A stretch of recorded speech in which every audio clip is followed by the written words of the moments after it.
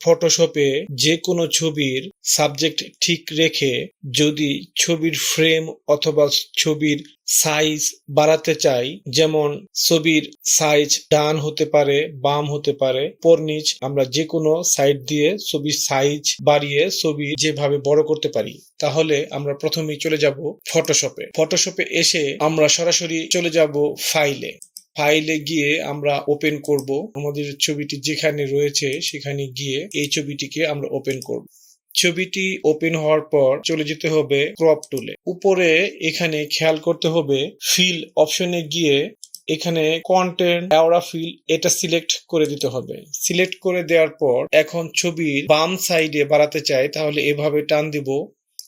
দেওয়ার পর এই যে মাঝখানে যতটুকু সাদা অংশ রয়েছে এতটুকু জায়গা আমি এই ছবিটি ফিল আপ করতে চাই। আমাদের এইভাবে টান দিয়ে নিয়ে আমরা এই যে উপরে এখানে টিক চিহ্ন রয়েছে, অথবা কিবোর্ডের এন্টার চাপলেও হবে। আমি উপরে টিক চিহ্ন ক্লিক করব, একটু সময় নেব। হ্যাঁ, আমরা দেখতে পাচ্ছি আমাদের বাম সাইডের জায়গাটুকু সে ফিল আপ করে ফেলেছে খুব সুন্দরভাবে। যে জায়গাটুকু সে ফিল আপ করেছে এটি অরিজিনাল ছবির ক্যামেরা দিয়েও তোলা ছিল না। ফটোশপ এটা নিজে নিজেই ছবির সাথে পেছনের ব্যাকগ্রাউন্ডের সাথে মিল রেখে বড় করে ফেলেছে। তো আমরা যদি এখানে আবার ছবিতে আরেকটা ক্লিক করার পর ছবির ডান দিকে যদি একটু বাড়াতে চাই, তাহলে আমরা এখন আবার যদি এই টিক চিহ্নতে ক্লিক করি, তাহলে আমরা দেখতে পাচ্ছি আমাদের ডান দিকের অংশও কিন্তু ছবি বড় করে ফেলেছে। ঠিক এইভাবে চারপাশে আমরা কিছুটা বড় করে নিতে পারি। এখন উপরে যদি আমি এতটুকু জায়গা এটা যদি ওকে করি, তাহলে দেখতে পাচ্ছি আমাদের উপরের জায়গাও বড় করে নিয়েছে সাবজেক্ট ঠিক রেখে। তো আমরা ব্যাক করব